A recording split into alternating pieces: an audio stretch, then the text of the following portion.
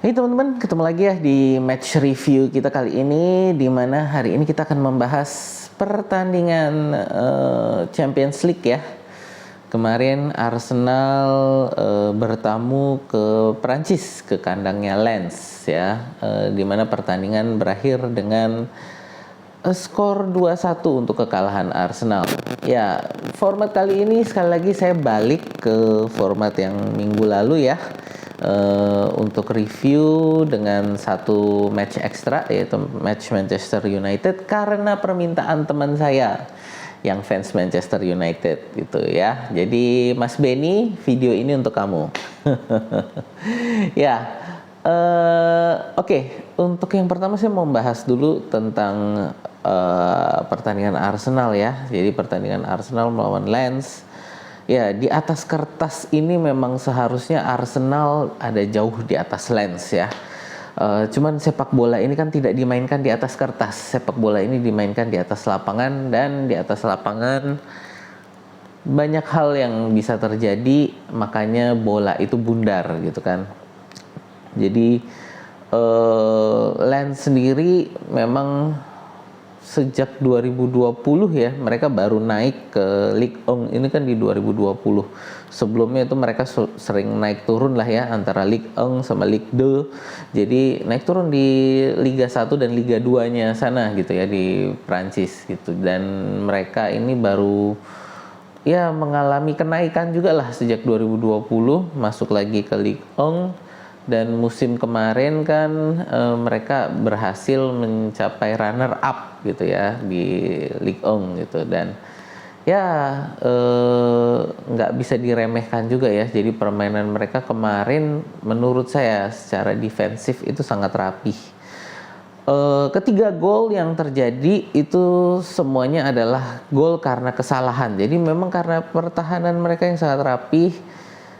Dan ya dari pertandingan kemarin itu 3 gol adalah dari 3 kesalahan ya. Jadi kalau saya mau ngomong, gol yang pertama itu golnya Arsenal, Gabriel Jesus ya, itu kesalahan Thomasson, mau melakukan back pass tapi karena pressing dari Arsenal berhasil bola itu dicuri oleh Bukayo Saka yang lalu diberikan kepada Gabriel Jesus, dan Jesus dengan tenang mencetak gol ke gawang Samba ya. Nah, untuk gol kedua, jadi gol pertamanya Lens itu dari saya itu adalah kesalahan dari David Raya yang mencoba melakukan long pass yang berhasil dicolong oleh, sebentar, namanya siapa sih, Makado ya, bentar saya agak lupa namanya, sebentar ya, mohon maaf, bentar, Makado atau siapa sih kemarin, ya Makado bener ya, Dever Makado gitu ya, dicolong oleh Makado, umpan ke Elie Mahi lalu diberikan ke Thomasson gitu kan. Yang lalu terjadi gol pertamanya Lens. Nah, gol keduanya Lens, jadi gol ketiga itu menurut saya itu adalah kesalahan dari Saliba yang tidak man mark secara benar ya, itu Elie Wahi. Jadi Elie Wahi itu lari ke depan, dijaga oleh, sebenarnya bukan cuman Saliba dan Gabriel sebenarnya. Jadi Saliba dan Gabriel ini di belakangnya ini ada si Elie Wahi yang lari, Gabriel dan Saliba itu mau menjaga, tapi dia lari duluan, nggak melihat si Wahi ini ternyata berhenti gitu ya. Jadi dia nggak larinya mengurangi kecepatan, sehingga lalu dapat umpan, dia tidak ada yang jaga gitu. Si Wahi ini mendapat umpan, tidak ada yang jaga gitu. Itulah yang menyebabkan gol kedua dari Lens gitu ya. Jadi kalau dari saya, apakah karena permainan Arsenal yang jelek atau Arsenal tidak beruntung? Kalau menurut saya memang kemarin permainannya Lens ini yang sangat rapih gitu ya. Jadi memang ya memanfaatkan dalam pertandingan seperti ini ya, di mana menurut saya pertahanan kedua tim cukup rapih, cuman ya itu di mana ada kesalahan-kesalahan kecil lalu harus bisa dimanfaatkan gitu kan. Jadi nah inilah yang harus kita kurangi. Ini adalah individual error yang bisa berujung pada goal gitu kan. Jadi memang kita nggak banyak individual errornya, tapi bisa dimanfaatkan gitu kan. 2 kesalahan langsung dimanfaatkan menjadi 2 goal oleh Lance gitu ya. Jadi ya kalau mau dibilang tidak beruntung, menurut saya juga tidak cocok ya. Memang permainan Lance kemarin yang lebih rapih gitu. Dari saya juga seharusnya ya, memang yang seperti kemarin itu konsentrasi pertahanan kita ya yang agak kurang gitu. Jadi harusnya kita ya kalau dalam permainan seperti ini memang keunggulan yang menang itu pasti hanya unggul 1 gol, 2 gol lah paling tinggi gitu ya keunggulannya. Nggak bisa seperti waktu kita kemarin melawan PSV bisa unggul 4 gol itu karena ya PSV kemarin main terbuka gitu kan. Jadi ini pada saat permainan pertahanan yang rapih seperti ini memang pasti keunggulan hanya paling pol itu keunggulan paling 2 gol. Dan benar kan kemarin kejadiannya keunggulannya adalah 1 gol untuk Lens gitu. Ya apakah juga penyerang kita mandul kemarin? Ya bisa dibilang juga gitu, tapi bahwa dari saya kemarin itu kita bukan paling tidak ya, dari Samba sendiri itu melakukan 6 penyelamatan. Jadi bukannya kita tidak ada tendangan yang ke arah gawang dan bukannya tidak ada kesempatan, tapi memang Samba kemarin ya lagi in the zone gitu ya, lagi on fire gitu lah si Samba kemarin itu. Jadi memang ada 6 tembakan yang menurut saya ya kalau kipernya nggak lagi on fire kayak kemarin, paling nggak menurut saya kita harusnya ada 2 gol lah bisa masuk gitu ya. Tapi ya memang inilah sepak bola, ketika seorang pemain lagi panas-panasnya ya, ini dalam hal ini si Samba ya, ini lagi panas-panasnya, nggak ada yang bisa lewat ke dia, cuman 1 doang itu kan itu, dan itu pun tadi kesalahan Thomasson itu kan dari midfield. Jadi menurut saya memang harus memberikan salut lah ya, memberikan selamat kepada Lens. Permainan mereka kemarin sangat rapi. Ada sih kemarin yang coba cari alasan untuk Arsenal bahwa konsentrasinya menjadi agak buyar kemarin karena penerbangan ke Prancisnya gitu kemarin. Arsenal tuh kan sempat tertunda 2 atau 3 jam lah ya, yang karena badai gitu kan, karena badai sehingga nggak bisa sampai ke Prancis tepat waktu. Bahkan sampai press conference-nya Arteta yang pra pertandingan itu harus dilakukan via telepon gitu, tidak bisa langsung. Kenapa? Karena Arsenal nggak nyampe di Prancis tepat waktu gitu. Nah jadi Arteta sendiri di pasca pertandingan ketika ditanya apakah masalah penerbangan ini mengganggu konsentrasi, Arteta bilang nggak bisa cari alasan seperti itulah, itu bukan alasan gitu ya. Memang saya setuju itu juga bukan alasan gitu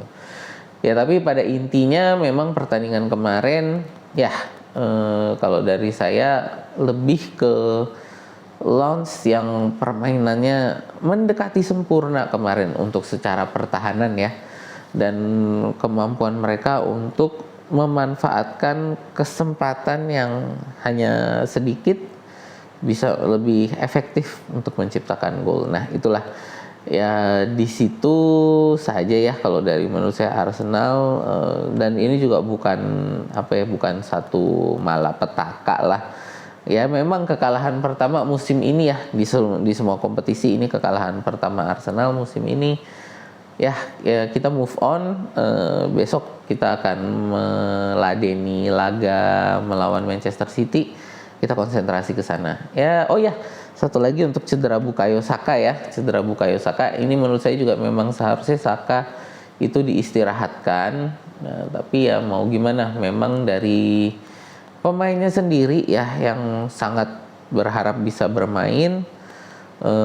Ya, dan di menit ke-20-an itu kan dari Mikel Arteta bilang bahwa Saka merasa ada ototnya ada yang nggak beres sehingga harus ditarik, diganti Fabio Vieira gitu kan. Ya apa mau dikata, itu kan sesuatu yang ya terjadilah seperti itu. Memang harusnya diistirahatkan, tapi karena pemainnya sendiri yang sangat ingin bermain, ya pemain sekelas Saka kalau pengen main ya dikasih lah waktu untuk bermain gitu kan ya. Tapi ya next time saya rasa untuk pertandingan seperti ini Saka harusnya bisa diistirahatkan gitu ya. Oke, berikutnya permintaan teman saya ya, kita mau bahas tentang Manchester United juga gitu. Ya ini untuk dari saya ini dulu ya, apa namanya, disclaimer dulu bahwa saya juga nggak nonton Manchester United ya melawan Galatasaray, karena saya live kan kemarin ya teman-teman, nonton Lens versus Arsenal. Jadi saya hanya berdasarkan highlights dan pendapat para pundit yang melihat gitu kan ya. Jadi kalau dari saya kemarin itu memang pertahanannya Manchester United ini amburadul. Pertahanannya amburadul. Ini adalah pertandingan di mana harusnya Rasmus Højlund ini menjadi bintang gitu ya. Jadi ini pertandingan di mana seharusnya beritanya itu adalah mengeluh-elukan Rasmus Højlund. Tapi karena 3 gol yang terjadi gitu ya selesailah sudah. Ini jadinya adalah beritanya lebih banyak menghujat Andre Onana gitu kan. Apakah kemarin Onana salah? Menurut saya kesalahan dia utama itu satu ya, yang berujung kepada penalti, yang penaltinya juga gagal diambil gitu kan. Jadi penaltinya juga meleset, tapi menghasilkan kartu merah untuk Casemiro gitu kan.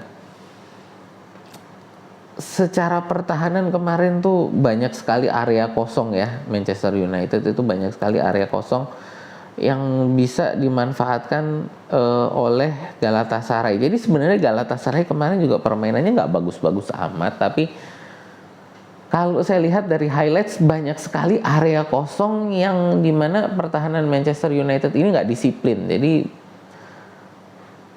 banyak posisi di tengah kiri, sebenarnya di seluruh area belakang lah ya, itu banyak banget posisi kosong yang ya tadi bisa dimasuki oleh para pemain Galatasaray sehingga bisa menciptakan 3 gol tersebut gitu ya. Itu semua menurut saya 3 gol itu adalah 3 gol yang harusnya bisa dijaga tidak terjadi kalau seandainya pertahanannya Manchester United itu lebih rapih. Jadi menurut saya juga bukan hanya kesalahan Onana gitu kan. Kenapa? Karena ya menurut saya kesalahan Onana cuma satu, itu kan tadi yang kalau saya pribadi ya melihatnya itu adalah ketika dia kayaknya sih mau bagi bola ke Casemiro ya, tapi dipotong, terus Casemiro ngejar balik. Casemiro dengan tackle yang bodoh, menurut saya itu tackle bodoh sekali karena posisinya tidak dalam posisi di mana dia bisa mendapatkan bola. Jadi dari posisi badan, sliding tackle yang dia lakukan itu sudah hampir pasti 95% itu akan kena badan saya lupa si penyerangnya itu Galatasaray itu ya. Jadi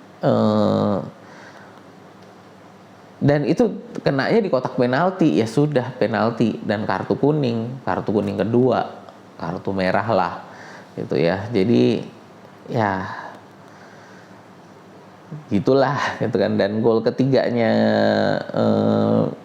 Galatasaray itu kan juga karena Amrabat ini telat awareness-nya juga kurang bagus ya kemarin Amrabat, sehingga memberikan posisi pencetak golnya itu dalam posisi onside gitu. Seharusnya kalau Amrabat itu melihat posisi central defender mereka, yang central defendernya Manchester United yang lain ya, dia harusnya lebih maju sehingga bisa jadi posisinya offside harusnya gitu. Tapi karena dia telat melihat posisi teman-temannya, membuat posisi penyerang Galatasaray ini onside. Jadi ya begitulah. Jadi ya kalau dari saya, apakah fair untuk menghujat Andre Onana? Nggak terlalu sih ya. Memang pertahanannya Manchester United memang kacau balau kemarin gitu kan. Yang ya sayang sekali bahwa permainan